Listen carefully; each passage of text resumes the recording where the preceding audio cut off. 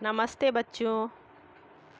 आज हम पढ़ेंगे क्लास 8 का वसंत का चैप्टर 9 जहाँ पहिया है। यह रिपोर्टाज है और इसे लिखा है पी साईनाथ ने। पुडुकोट्टम तमिलनाडु। साइकिल चलाना एक सामाजिक आंदोलन है। कुछ अजीब सी बात है ना? लेकिन चौंकने की बात नहीं है। पुडुकोट्टई जिले की हजारों नौसाक्षर ग्रामीण महिलाओं के लिए यह अब आम बात है। अपने पिछड़ेपन पर लात मारने, अपना विरोध व्यक्त करने और उन जंजीरों को तोड़ने का जिनमें वे जकड़े हुए हैं, कोई न कोई तरीका लोग निकाल ही लेते हैं। कभी कभी ये तरीके अजीबोगरीब होते हैं। भारत के सर्वाधिक गरीब जिलों में से एक है पुडुकोट्टई। पिछले दिनों यहाँ की ग्रामीण महिलाओं ने अपनी स्वाधीनता, आज़ादी और गतिशीलता को अभिव्यक्त करने के लिए प्रतीक के रूप में साइकिल को चुना है। उनमें से अधिकांश नौसाक्षर थीं। अगर हम 10 वर्ष से कम उम्र की लड़कियों को अलग कर दें तो इसका अर्थ यह होगा कि यहाँ ग्रामीण महिलाओं के 1/4 हिस्से ने साइकिल चलाना सीख लिया है और इन महिलाओं में से 70,000 से भी अधिक महिलाओं ने प्रदर्शन एवं प्रतियोगिता जैसे सार्वजनिक कार्यक्रमों में बड़े गर्व के साथ अपने नए कौशल का प्रदर्शन किया और अभी भी उनमें साइकिल चलाने की इच्छा जारी है। वहाँ इसके लिए कई प्रशिक्षण शिविर चल रहे हैं।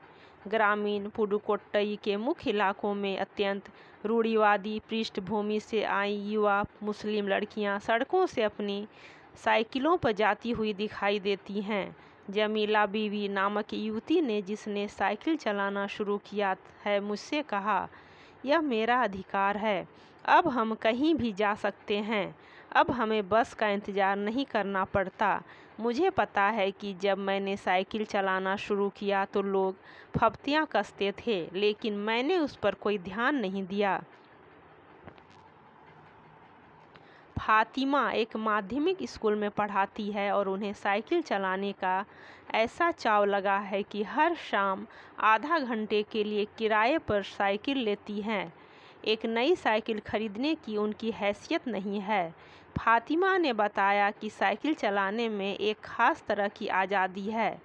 हमें किसी पर निर्भर नहीं रहना पड़ता। मैं कभी इसे नहीं छोड़ूंगी। जमीला, फातिमा और उनकी मित्र अवकन्नी, इन सब की उम्र 20 वर्ष के आसपास है और इन्होंने अपने समुदाय की अनेक युवतियों को साइकिल चलाना सिखाया है।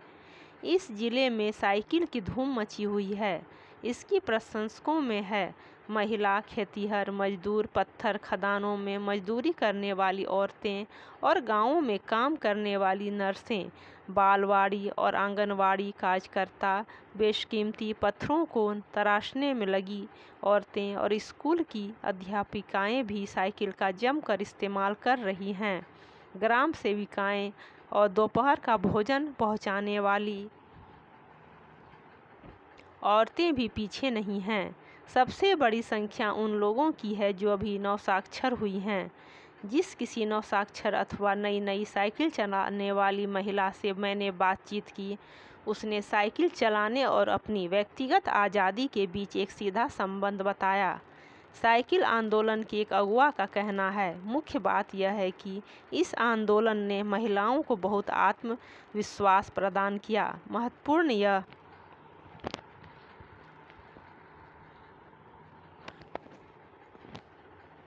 है कि इसने पुरुषों पर उनकी निर्भरता कम कर दी है।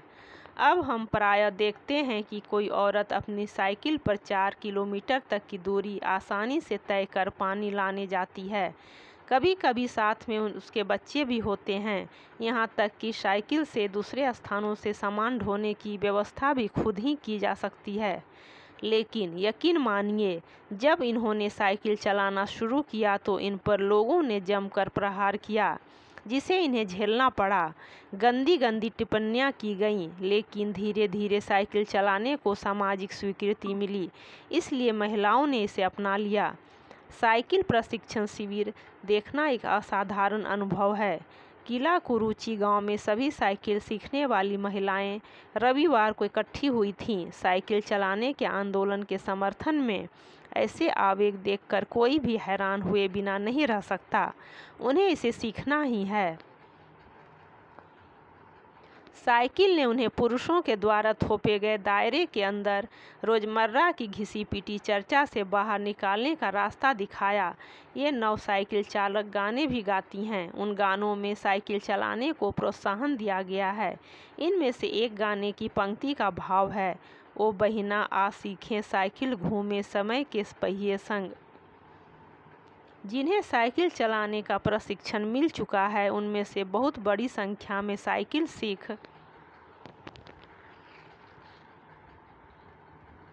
चुकी महिलाएं अभी नई नई साइकिल सीखने वाली महिलाओं को भरपूर सहयोग देती हैं। उनमें यहाँ न केवल सीखने सिखाने की इच्छा दिखाई देती है, बल्कि उनके बीच यह उत्साह भी दिखाई देता है कि सभी महिलाओं को साइकिल चलाना सीखना चाहिए। 1992 में अंतर्राष्ट्रीय महिला दिवस के बाद अब यह जिला कभी भी पहले जैसा नहीं हो सकता। हैंडल पर झंडियाँ लगाए, घंटियाँ बजाते हुए साइकिल पर सवार 1500 महिलाओं ने पुडुकोट्टम में तूफान ला दिया। महिलाओं की साइकिल चलाने की इस तैयारी ने यहाँ रहने वालों को हक्का बक्का कर दिया। इस सारे मामले पर पुरुषों की क्या राय थी? इसके पक्ष में आर साइकिल्स के मालिक को तो रहना ही था। इस अकेले डीलर के यहाँ लेडीज साइकिल की बिक्री में साल भर के अंदर काफ़ी वृद्धि हुई। माना जा सकता है कि इस आंकड़े को 2 कारणों से कम करके आंका गया। पहली बात तो यह है कि ढेर सारी महिलाओं ने, जो लेडीज साइकिल का इंतज़ार नहीं कर सकती थीं, जेंट्स साइकिलें खरीदने लगीं। दूसरे, उस डीलर ने बड़ी सतर्कता के साथ यह जानकारी मुझे दी थी। उसे लगा कि मैं बिक्री कर विभाग का कोई आदमी हूँ।